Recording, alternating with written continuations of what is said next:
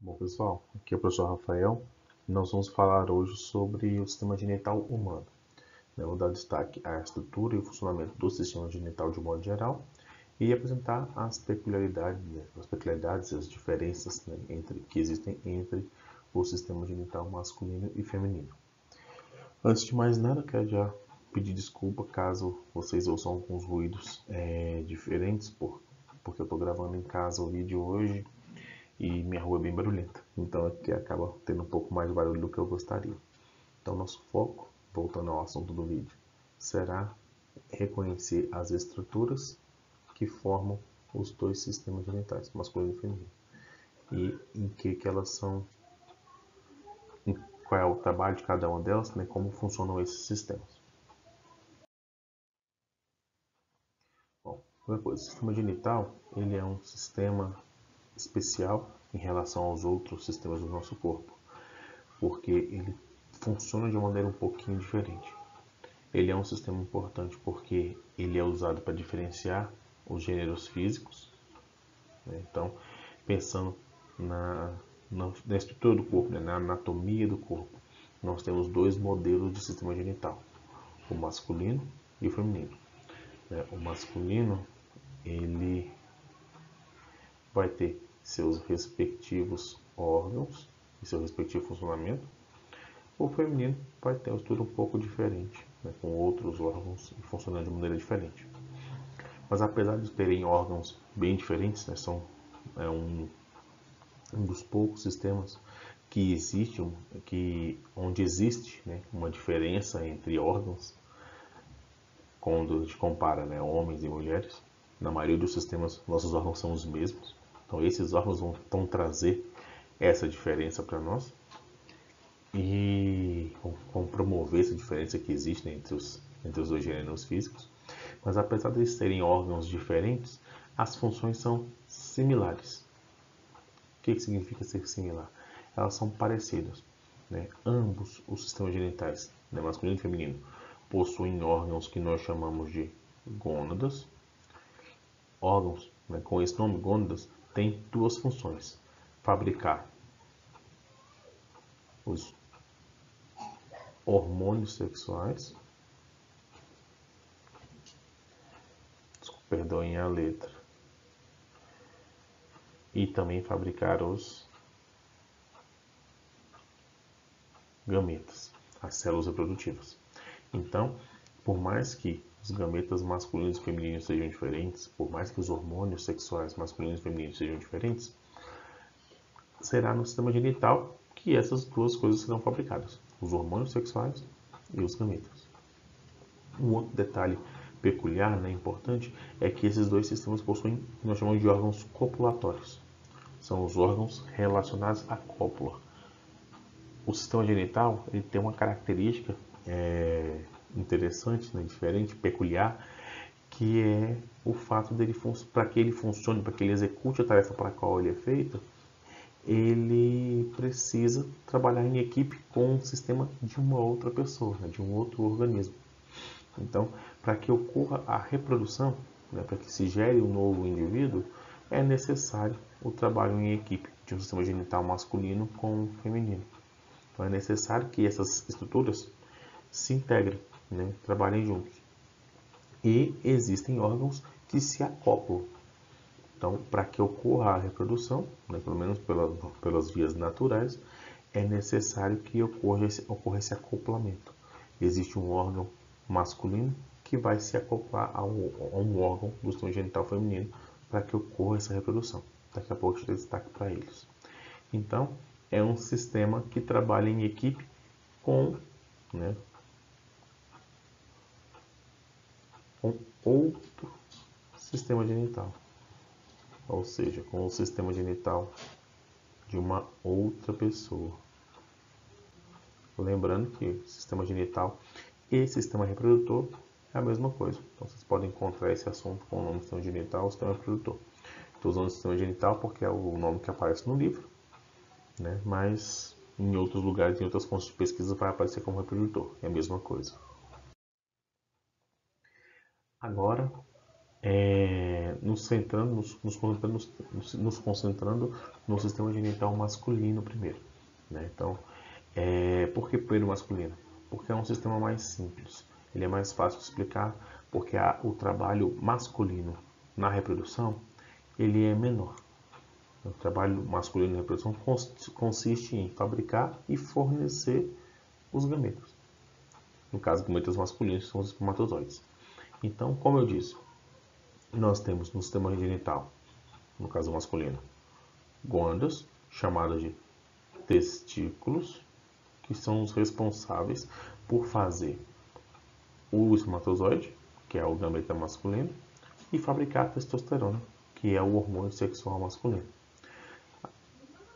A testosterona, primeiro falando do hormônio, vai ser responsável por todas aquelas transformações que ocorrem no corpo da criança quando ela cresce para se tornar um homem, né? Então, ela vai promover aumento de musculatura, vai promover mudança do timbre da voz para ficar mais grave, crescimento de pelos no corpo, em especial, assim, em maior quantidade, além da região pubiana, embaixo do braço. Aí, no caso da testosterona, também induz ao crescimento de pelos no peito, na barba, né? Então, ela é um hormônio que influencia muito na transformação do corpo, né? Ele é fora aquela parte que a gente está na barriga da mãe da gente, que está se desenvolvendo, que ocorrem muitas transformações.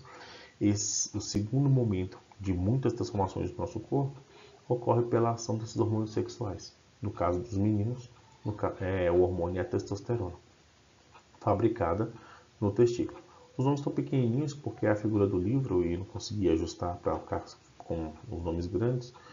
Então, está pequenininho aqui, mas é o testículo.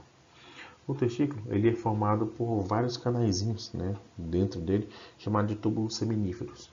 Então, esses espermatozoides que são fabricados pelos testículos vão passando por esses tubinhos, como se fosse um labirinto, e eles vão terminando seu amadurecimento, até sim, ficar quase prontos para serem utilizados na reprodução. Terminando a fabricação, eles saem do testículo e vão para um órgão auxiliar chamado de epidídimo. Esse que parece um chicletinho mastigado em cima do testículo aqui. Está indicado aqui do lado. Antes de continuar, só explicando, né, as nomenclaturas. Eu estou chamando de glândulas os órgãos responsáveis pela fabricação dos hormônios sexuais e as células reprodutivas. O órgão copulatório vai ser o órgão usado no ato sexual, né, o órgão que vai transferir, no caso aqui do sistema genital masculino, que vai transferir o espermatozoide para o corpo da mulher, e vários outros órgãos que vão auxiliar esse processo para que ele funcione, que eu estou chamando de órgãos auxiliares. O primeiro que apareceu é o epidídimo, no caso os epidídimos, né, tem um em cada testículo. Quando vai ocorrer o ato sexual, quando vai ocorrer a ejaculação, que é a liberação dos espermatozoides. Esses espermatozoides que estão guardados no epidídimos saem por canais chamados ductos deferentes. Aqui está mostrando só um, mas são dois, um ligado a cada testículo. E esse canal sai do testículo, dá a volta, passa por trás, né, envolve a bexiga, que é esse órgão aqui, que não tem nada a ver com o sistema reprodutor, mas ele está aqui porque a posição dele acaba influenciando no formato desses órgãos do sistema genital. Então, apesar de não ser do sistema genital, ele aparece. O canal deferente ou ducto deferente passa por trás da bexiga, né? Envolve a bexiga, e aqui atrás, por trás da bexiga, existem glândulas especiais que vão auxiliar os espermatozoides. Tem as glândulas seminais, são duas, uma ligada a cada ducto deferente, e abaixo dela a próstata, aí aqui é uma só. Então, essas duas glândulas vão ser responsáveis por fabricar alguns líquidos que vão proteger, nutrir, né, e facilitar a locomoção dos espermatozoides dentro do corpo do homem e também dentro do corpo da mulher, principalmente lá. Então, elas são importantíssimas para o sucesso reprodutivo, né, do dono desse sistema genital. Se os líquidos que elas fabricam não forem adequados, se elas não fabricarem na quantidade ou na composição correta, os espermatozoides não vão conseguir chegar ao corpo da mulher e ter mobilidade, ter vitalidade para conseguir atravessar todo o caminho que eles têm que atravessar para encontrar o óvulo. Aqui embaixo tem mais uma glândulazinha que eu não citei, porque a tarefa dela é muito simples. É chamada de glândula bulbo-uretral. É uma glândulazinha que solta uma secreção para lubrificar a uretra um pouco antes da ejaculação. A uretra é um canal que, no caso do corpo do homem, é utilizado para liberação da urina, que sai da bexiga, e também do esperma, são os espermatozoides, mais os líquidos fabricados pela vesícula seminal e pela próstata. Então, o que acontece? Um pouco antes de passar o esperma, essa glândula bulbo-uretral solta uma secreção que vai meio que limpar e lubrificar a uretra para a passagem do esperma. E aí, durante o ato sexual, o pênis vai ficar ereto, né, que ele não está, ele fica rígido, e os espermatozoides, o esperma, vai passar por dentro da uretra e ser depositado no corpo da mulher. Então, o pênis vai ser o órgão copulatório, o órgão responsável por fazer esse acoplamento, por entregar os espermatozoides do corpo da mulher.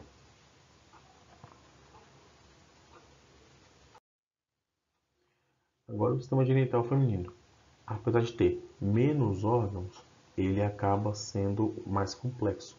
O funcionamento dele é mais complexo. Por quê? Porque é dentro do corpo da mulher, né, no sistema genital feminino, que vai ocorrer a gestação. Então, apesar de ter menos órgãos, esses órgãos vão ter trabalhos mais intensos. O útero, por exemplo, vai armazenar o bebê, né, o embriãozinho, até que ele se transforme num feto, né, num bebê de verdade, para que ele possa nascer. Então, ele vai trabalhar durante muitos meses, mantendo vivo um outro ser vivo, né, um outro indivíduo. Então, é um trabalho muito mais intenso do que o dos órgãos auxiliares lá do sistema genital masculino. Mas voltando, né, à sequência que eu estou apresentando. Nós aqui também temos gônadas, só que são os ovários. E os ovários também serão responsáveis pela produção de hormônios sexuais e de gametas. Só que ao contrário do que nós vimos no masculino, os ovários vão fabricar dois hormônios, né, o hormônio chamado de estrógeno e o outro chamado de progesterona. Cada um vai ter a sua função. Daqui a pouquinho, quando a gente vai falar no ciclo menstrual, fica mais clara a função deles dentro do ciclo. Né? Os estrógenos são aqueles que têm uma função parecida com a da testosterona, só que vai induzir as modificações no corpo da criança para que vire uma mulher. Então ele vai induzir a mudança no timbre de voz também, o surgimento e desenvolvimento das mamas, a mudança no formato do corpo, especial do quadril, né, o alargamento do quadril, surgimento de pelos na região pubiana, embaixo do braço, né, também induz surgimento de pelos, mas em menor quantidade do que a testosterona fazia. Então, aquelas modificações para transformar, né, a criança em uma mulher serão realizadas pela ação dos estrógenos, né, que são vários tipos diferentes. Você pode chamar de estrógeno, e aí engloba todos eles, ou estrógenos, porque tem algumas variações. E também tem a progesterona, que a atuação dela vai ser específica no útero, para poder preparar o útero para receber o bebê, caso o óvulo seja fecundado. Bom, como órgãos auxiliares temos as tubas uterinas e o útero, fica mais fácil falar deles, né, quando a gente está falando do ciclo menstrual, mas só para adiantar, as tubas são esses órgãos que ligam o ovário ao útero, né, do lado aqui, como se fossem dois chifrinhos, e é por dentro delas que o óvulo se desloca em direção ao útero, e dentro delas que pode ocorrer a fecundação. Então, quando ocorre a reprodução ou o ato sexual, sem preservativo, sem nenhum tipo de proteção, o espermatozoide é deixado aqui, né, no fundo da vagina. Deixa eu trocar de cor aqui para ficar mais claro. O azul vai ficar melhor. Ele é deixado aqui, né, no fundo da vagina. Eles têm que atravessar o útero e ir em direção a uma das tubas uterinas. Normalmente o corpo da mulher libera sinais químicos indicando de que lado está o ovário. Porque, desculpa, de que lado está o óvulo? Porque apesar da mulher ter 2 ovários, normalmente só um deles libera o óvulo a cada ciclo menstrual. Então pode ser que em um ciclo saia um óvulo desse ovário e em outro ciclo do outro ovário. E aí existem alguns sinais químicos produzidos pelo corpo da mulher que vão indicar para os espermatozoides para que lado eles têm que ir. Se algum deles errar o caminho e seguir para o lado errado, ele vai perder, né? Ele não vai ter como ele voltar depois. Eles acabam morrendo no caminho. Então, as tubas uterinas têm essa tarefa especial, né, de conectar o ovário ao útero e conduzir o óvulo até lá, conduzir, e caso ocorra a fecundação, conduzir o embrião até o útero, e o próprio útero, que é o órgão responsável por armazenar o bebê, né, por guardar o embrião e nutrir esse embrião para que ele cresça e se transforme num bebê. Com relação aos órgãos copulatórios, nós também temos uma pequena diferença. Enquanto lá no sistema genital masculino nós tínhamos um órgão só, que era o pênis, aqui nós podemos considerar 2 órgãos, 2 estruturas diferentes como órgão copulatório. A vagina, que é esse tubo musculoso e flexível aqui, que conecta o útero ao lado externo do corpo, que é aqui onde vai ocorrer o contato entre o corpo feminino, um dos contatos, né, entre o corpo feminino e o órgão copulatório masculino, que é o pênis. É aqui onde vai ser deixado o espermatozoide. E também tem a parte externa do sistema genital masculino, feminino, que ganha o nome de pudendo ou vulva. São 2 nomes para a mesma parte. Na verdade, aqui não é exatamente um órgão, é um conjunto de órgãos. Aqui tem a imagem, né, do livro que deixa mais claro. São vários pequenos órgãos que vão estar aqui juntos.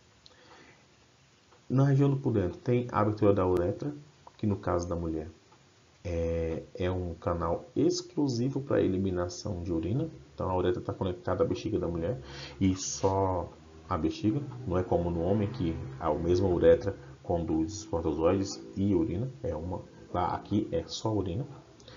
E tem uma série de estruturas de proteção à abertura da vagina. Então esse órgão tubular aqui, que é a vagina, ele tem uma abertura para o lado externo. Essa abertura está protegida por dobras de pele.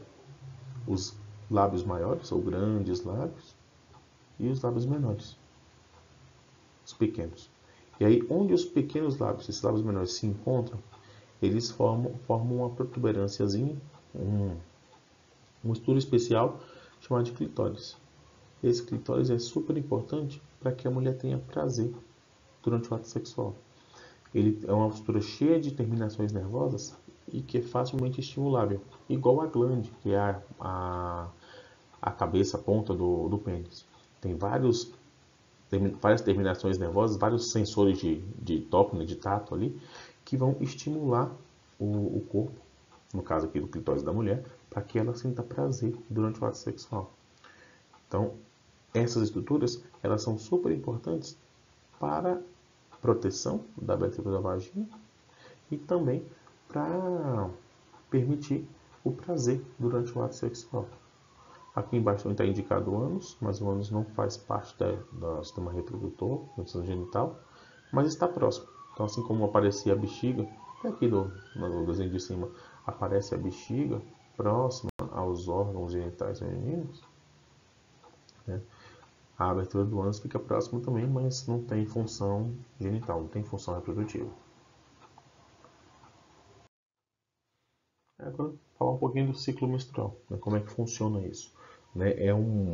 A gente dá destaque para isso, para o ciclo menstrual, por conta da complexidade que é o funcionamento do sistema reprodutor feminino.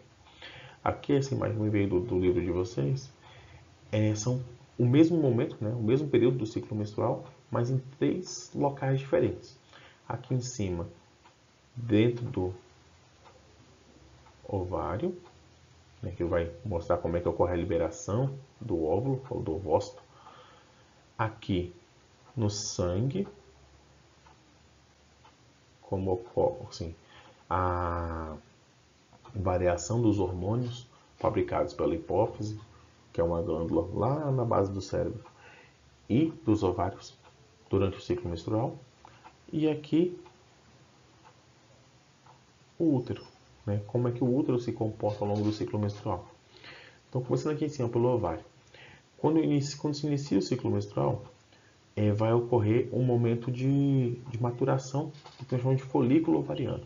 São estruturas dentro do ovário que armazenam o óvulo, ou ovócito. Vários folículos vão iniciar essa maturação e depois de um tempo, um deles, né, o primeiro que amadurecer por completo, vai soltar o óvulo, né, o ovócito, na tuba uterina. O restinho do folículo que sobrou se transforma no que nós chamamos de corpo lúteo. E ele vai fabricando um hormônio especial, que é a progesterona, e depois vai se degenerando com o passar do tempo, até o fim do ciclo. Agora vamos associar isso aos hormônios. No início do ciclo, a hipófise solta, na glândula lá perto do cérebro, solta no sangue o FSH. Em português seria hormônio estimulante de folículo.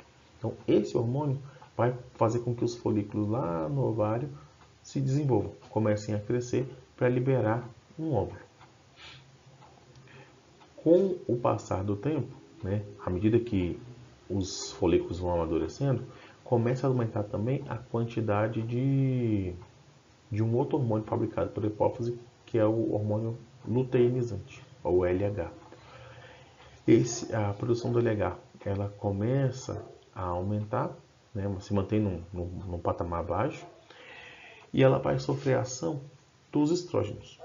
À medida que o FSH, que é o primeiro hormônio que eu tinha comentado, começa a fazer os folículos amadurecerem, isso induz o ovário a fabricar mais estrógenos. Então a quantidade de estrógeno vai começar a subir. Quando ela atinge um ponto máximo, um pico que nós chamamos, isso induz a hipófise a aumentar abruptamente, né, de uma vez, a quantidade de LH, do hormônio luteinizante. E aí esse hormônio vai dar um pico também. Quando ele começa a descer, é o momento da ovulação. Então esses hormônios vão estar bem altos no momento em que o folículo está pronto para soltar um óvulo. Tem um óvulo já maduro, pronto para ser solto na tuba uterina para esperar um espermatozoide. E aí esse pico de LH vai fazer com que o resto do folículo se transforme no corpo lúteo. E esse corpo lúteo vai produzir o outro hormônio sexual feminino, a progesterona. Vai fazer com que a quantidade desse hormônio aumente, né? O nível dele aumente bastante. E esse hormônio, a progesterona, vai ter efeito no útero.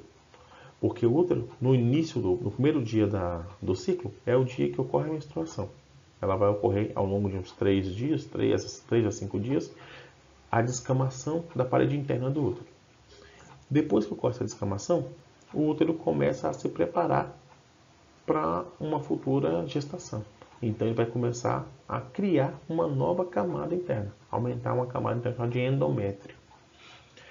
E a progesterona, que é o hormônio fabricado pelo corpo lúteo, vai ter um efeito muito grande nisso. À medida que ela começa a aumentar, né, começa a subir, vai aumentar também essa produção, esse crescimento do endométrio, essa camada interna do útero, para receber o embrião. Se no fim, né, nos últimos dias do ciclo menstrual, se não chegar ao útero um embrião fecundado, um óvulo fecundado, né, um embrião já se desenvolvendo, e ele não se fixar ao útero, o nível de progesterona vai cair por conta da degeneração do corpo lúteo, e o corpo vai entender, né, o corpo da mulher vai entender que não houve uma fecundação. Então toda aquela camada que foi criada para receber o embrião vai novamente se soltar, se separar do endométrio e ser eliminada, iniciando um novo ciclo no dia que iniciar a menstruação. Então os ciclos vão se repetindo num período de 28 a 30 dias, né, é o mais comum, mas tem mulheres que têm ciclos mais curtos, outras mais longos. Isso é muito específico, né, para cada pessoa. O ideal é que eles tenham um tamanho regular, né? Por mais que sejam maiores do que 28 dias, né, maior do que 30 dias, ou menor do que 28, o mais importante para a mulher é que eles sejam regulares, que eles se mantenham constantes, né? Se mantenham nos tamanhos corretos. ficar variando de tamanho pode indicar algum problema na produção desses hormônios ou algum outro problema que precisa ser investigado pelo médico, pelo ginecologista. Então, assim, meninas, fiquem atentas a isso. Se bem que meninas, durante a adolescência, né, durante toda a fase da puberdade, esses hormônios vão se ajustando, o corpo vai se ajustando ainda. Então, os primeiros ciclos, nos primeiros anos de puberdade, de adolescência, é comum oscilar mais, né? O tamanho dos ciclos, a intensidade do fluxo menstrual, é muito comum ficar oscilando. Com o passar do tempo, depois que a menina vai ficando mais velha, né, vai chegando na fase adulta, a tendência é estabilizar. E para a gente finalizar esse trabalho sobre o ciclo menstrual e também do sistema genital, é só esclarecer alguns termos, né, algumas palavras que são utilizadas quando se trata desse assunto. Primeiro que eu coloquei aqui é menarca. A menarca é a primeira menstruação. Normalmente ocorre ali no final da infância, né?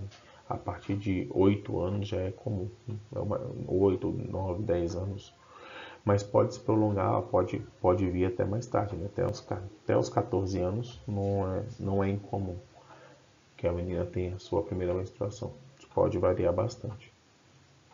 Menstruação, né? Já que a gente está falando disso, é a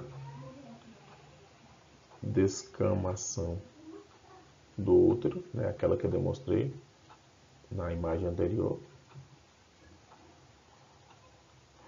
É quando o endométrio se solta, né? Aquela camada interna do útero se solta por conta de não haver uma fecundação.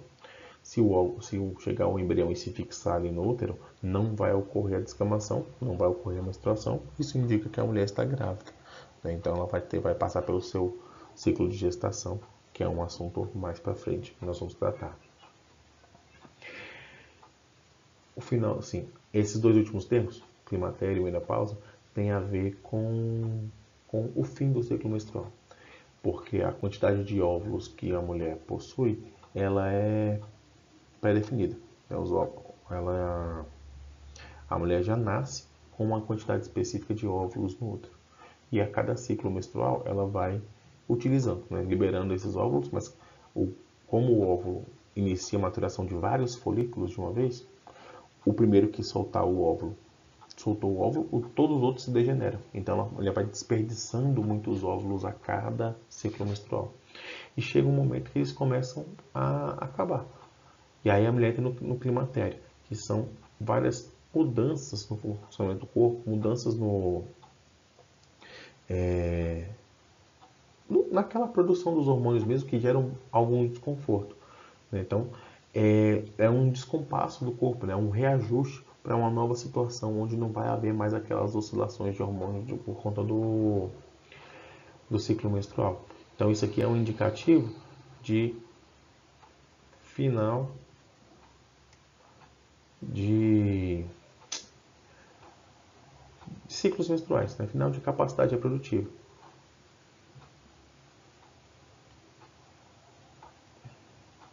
Isso indica que a mulher já está gastando, né, os últimos óvulos e tal, os hormônios já não estão mais funcionando como deveria. A menopausa é exatamente o fim, né? A menopausa é a interrupção do ciclo menstrual.